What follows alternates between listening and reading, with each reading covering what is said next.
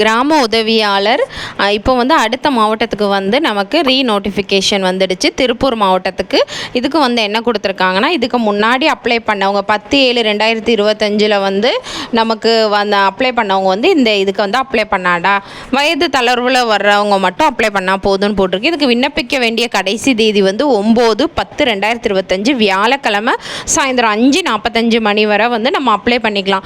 சம்பள விவரம் வந்து 11,100 35,100 வரை. இது வட்டம் வந்து காங்கேயம் வட்டம். நிரப்பப்பட கிராம விவரம் வந்து மொத்தம் 8 கிராமம் வந்து இங்கே இருக்குது. பச்சைப்பாளையம், பழையக்கோட்டை, ராசாத்தா வலசு, குட்டப்பாளையம், ஆரத்தழுவு, கணபதிபாளையம், காங்கேயபாளையம், சம்பந்தம்பாளையம்னு இதில் வந்து இன சுழற்சி முறையிலையும் வந்து நமக்கு கொடுத்துருக்காங்க. இதையும் வந்து கட்டாயம் பார்த்துக்கோங்க. யாருக்கு முன்னுரிமை யாருக்கு முன்னுரிமை இல்லைங்கிறதெல்லாம் போட்டிருப்பாங்க. அப்புறம் வந்து எஸ்எஸ்எல்சி எக்ஸாம் என்ன தகுதிகள் வேணும்னா நம்ம கண்டிப்பாக 10th வந்து பாஸ் ஃபெயில் எதுவாக இருந்தாலும் வந்து அப்ளை பண்ணலாம். ஆனால் சர்டிஃபிகேட் வந்து கண்டிப்பாக வேணும். விண்ணப்பதாரர் வந்து கண்டிப்பாக தமிழில் எழுத படிக்க தெரிஞ்சிருக்கணும். அதே வட்டத்தில் இருக்கிறவங்களாக இருக்கணும்.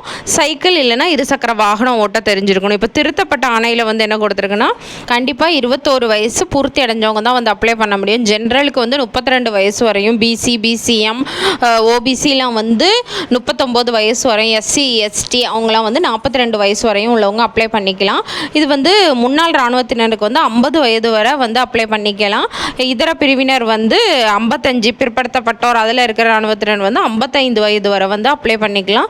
இதுக்கு எந்த ஒரு மாவட்ட வெப்சைட்டில் போய் அப்ளை பண்ணிக்கணும். www.tirupur.nic.in வெப்சைட்டில் போய் நீங்கள் டவுன்லோட் பண்ணி அதில் வந்து என்னென்ன அப்ளிகேஷன் ஃபார்ம்ஸ் வந்து நிரப்பிட்டு நம்மளோட சர்டிஃபிகேட்ஸ் எதெல்லாம் அட்டாச் பண்ணணுமோ அதெல்லாம் அட்டாச் பண்ணி வந்து நம்ம சென்ட் பண்ணணும். இதில் முன்னுரிமைன்னு அவங்களே வந்து கொடுத்துருக்காங்க பாருங்கள். 1ஆப்லேருந்து 12ஆம் வகுப்பு வரை தமிழ் வழியில் படித்தவங்க, அப்புறம் பட்டயம், இளங்கலை, முதுகலை எல்லாமே வந்து தமிழ் வழியில் படித்தவங்களுக்கு தான் இதுக்கு முன்னுரிமை. நம்ம வந்து வேறு பாடம் வந்து எடுத்து படிச்சுட்டு தமிழும் வந்து எழுத தெரிஞ்சாலும் வந்து நமக்கு முன்னுரிமை கிடையாது. 1லேருந்து 9 வரை பள்ளிக்கு செல்லாமலே படிச்சுட்டு 10ஆம் வகுப்பில் தேர்வு எழுதி அப்படி தமிழ் வழியில் படித்தவங்களுக்கு வந்து இதுக்கு முன்னுரிமை கிடையாதுன்னு சொல்லி போட்டிருக்காங்க. அப்புறமா கொரோனா தொற்றால் வந்து பெற்றோரை இழந்த 2 பெற்றோரை இழந்த மகன் மகளுக்கு வந்து இதுக்கு முன்னுரிமை வழங்கப்படும் அப்படின்னு சொல்லி போட்டிருக்காங்க. இதர காரணங்கள்லாம் பெற்றோர் இருவரையும் விழுந்த இளைஞர்களுக்கு கண்டிப்பாக வந்து அதுக்கப்புறம் தனியார்லேயோ இல்லை கவர்மெண்ட்லேயோ வந்து இல்லங்களில் தங்கி படிக்கிற தாய் தந்தையரை இழந்த வாரிசுகளுக்கும் வந்து பெறப்படும் சான்றிதழ் அவங்கள்ட்ட அந்த சர்டிஃபிகேட் இருந்துச்சுன்னா வந்து அவங்களுக்கும் வந்து முன்னுரிமை அளிக்கப்படும் சொல்கிறாங்க. ஆதரவற்ற இல்லங்களில் சேர முடியாமல் கிராமப்புறத்தில் தாய் தந்தையற்ற மாணவர்கள் இருப்பாங்கள்ல, அவங்களுக்கும் தாய் தந்தையரற்ற சான்றிதழ் வந்து வட்டாட்சியர்கிட்டருந்து வாங்கி அந்த தகுதி இருந்ததுன்னா அவங்களுக்கும் வந்து முன்னுரிமை வழங்கப்படும். இப்போ பொதுவாக வந்து என்ன கொடுத்துருக்காங்கன்னா, பூர்த்தி செய்யப்பட்ட விண்ணப்பத்தை வந்து இந்தந்த நகல் கூட வச்சு வட்டாட்சியர் அலுவலகத்தில் அஞ்சலாவோ இல்லைனா வந்து நேரடியாகவோ சென்று பண்ணணும்னு சொல்லி கொடுத்துருக்கு. என்னென்ன சர்டிஃபிகேட்ஸ் வந்து அட்டாச் பண்ணணும்னு பார்க்கலாம். கல்வி சான்று நகல், அப்புறம் 10ஆம் வகுப்பு மதிப்பெண் சான்று, இருப்பிடச் சான்று மற்றும் ஆதார் அட்டை. அப்போ இருப்பிட சான்று வைக்கணும், ஆதார் இல்லைனா வாக்காளர் அடையாள அட்டை வைக்கணும், ஜாதி சான்றிதழ் வைக்கணும், முன்னுரிமை கோர ஏதாவது சர்டிஃபிகேட் இருந்தால் அதை வைக்கணும், குடும்ப அட்டை நகல் வைக்கணும், ஓட்டுநர் உரிப்பம் இருப்பின் அதை வைக்கணும். நிபந்தனை வந்து என்னென்னா, கண்டிப்பாக எழுத படிக்க தமிழில் தெரிஞ்சிருக்கணும், வண்டி ஏதாவது சைக்கிள் இல்லைனா பைக் ஓட்ட தெரிஞ்சிருக்கணும். அதுக்கப்புறம் மனைவி இருக்கும்போதோ இல்லை கணவர் இருக்கும்போதோ வேற ஒரு திருமணம் டிவோர்ஸோ வாங்காமல் வேற ஒருவர் வாழ்கிறவங்க வந்து கண்டிப்பாக இதுக்கு அப்ளை பண்ண முடியாதுன்னு சொல்லி போட்டிருக்காங்க. அப்புறம் எப்படி செலக்ட் பண்ணோன்னா வந்து எல்லா மதிப்பெண்ணையும் வச்சு தரவரிசை அடிப்படையில் இன சுழற்சி முறையில் இதெல்லாம் பேஸ் பண்ணி தான் வந்து ரிசல்ட் இருக்கும் அப்படின்னு சொல்லி போட்டிருக்காங்க. ஸோ இதை பேஸ் பண்ணி தான் வந்து நமக்கு ரிசல்ட் இருக்கும். இப்போ விண்ணப்பம் எப்படி நிரப்பணும்னு பார்க்கலாம். இது வந்து திருப்பூர் மாவட்டத்துக்கானது. விண்ணப்பதாரர் பெயர் ஃபஸ்ட்டு உங்களோட ரீசன்ட் ஃபோட்டோ ஒட்டிக்கோங்க. இப்போ உங்களோட பெயரை எழுதிக்கோங்க.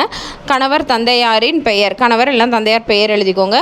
இருப்பிட முகவரி கரெக்டாக எழுதிக்கோங்க. ஏன்னா இந்த அட்ரஸ்க்கு தான் நமக்கு சென்ட் பண்ணுவாங்க. பிறந்த டேட் எழுதிக்கோங்க, வயது எழுதிக்கோங்க, ஜெண்டர் ஆண் பெண் திருநங்கை அப்படிங்கிறத வந்து அது டிரான்ஸ்ஜெண்டர்னால் அதையும் எழுதிக்கோங்க. இந்த 3ல் ஏதோ அதை எழுதிக்கோங்க. ஜாதி மற்றும் முற்பிரிவோடு எழுதணும். நீங்கள் அந்த சர்டிஃபிகேட் ஜாதி சான்றிதழையும் வந்து இது கூட அட்டாச் பண்ணணும்.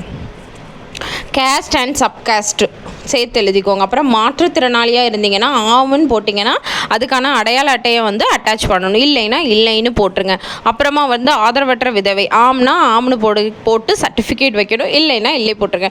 முன்னாள் இராணுவத்தினராக இருந்தாலும் ஆம்னா ஆம் போடுங்க, இல்லைன்னா இல்லை போடுங்க. வேறு ஏதேனும் சிறப்பு இனத்தில் கௌரவப்பட்ட அந்த சான்றிதழ் வச்சுருந்தாலும் நீங்கள் ஆம்னு போட்டு அந்த சர்டிஃபிகேட்டை வந்து அட்டாச் பண்ணலாம். நீங்கள் எதுக்கெல்லாம் ஆம் போடுறீங்களோ அதுக்கான சர்டிஃபிகேட்டை வந்து அட்டாச் பண்ணணும். பணியிடம் கோரும் இடம் எந்த இடமோ அந்த கிராமத்துக்கான பெயர் எழுதிருங்க. இருப்பிடம் மற்றும் வட்டத்துக்கு வந்து இருப்பிட மாவட்டம் நேட்டிவ் சர்டிஃபிகேட் வந்து இணைக்கப்படணும். இருப்பிட வட்டம் ரெசிஸ்டன்ட் தாலுக்கு உங்கள் தாலுக்கு பேர் எழுதிக்கோங்க. அப்புறமா வந்து நேட்டிவ் ரெசிஸ்டன்ட் உங்களோட வில்லேஜ் கிராம பெயர் எழுதிக்கோங்க. தொலைபேசி எண் எழுதுங்க, உங்களோட ஆதார் எண், அப்புறம் இமெயில் ஐடி எழுதிக்கோங்க. அப்புறமா வந்து கல்வி தகுதி சான்றிதழ் இணைக்கப்பட வேண்டும். குறைந்தபட்சம் 10ஆம் வகுப்பு தேர்ச்சி எல்லாம் தோல்வி பெற்றுக்கணும். நீங்கள் எதுவரை படிச்சிருக்கீங்களோ இப்போ பிஎஸ்சினா பிஎஸ்சின்னு போட்டுக்கலாம். சர்டிஃபிகேட்ஸ் எல்லாமே வந்து 10th வைக்கணும், 12th வைக்கணும், காலேஜும் வைக்கணும். அப்படி படிச்சிருந்தா ஓட்டணும் உரிமை உங்களுக்கு மிதவண்டி ஓட்ட தெரிஞ்சுன்னா ஆம்னு போடுங்க. இருசக்கர வாகனம் ஓட்ட தெரிஞ்சிச்சுன்னா ஆம்னு போட்டுறீங்கன்னா அதில் வந்து டிரைவிங் லைசன்ஸ் வந்து கண்டிப்பாக ஜெராக்ஸ் வந்து அட்டாச் பண்ணணும். ஓட்டுநர் உரிமமோட லைசன்ஸ் நம்பர் எழுதணும். உரிமம் செல்லுபடியாகும் தேதி எழுதணும். அப்புறம் நீங்கள் உங்களோட சைனை போட்டுட்டு நாள் உங்களோட இடம் எழுதிக்கோங்க.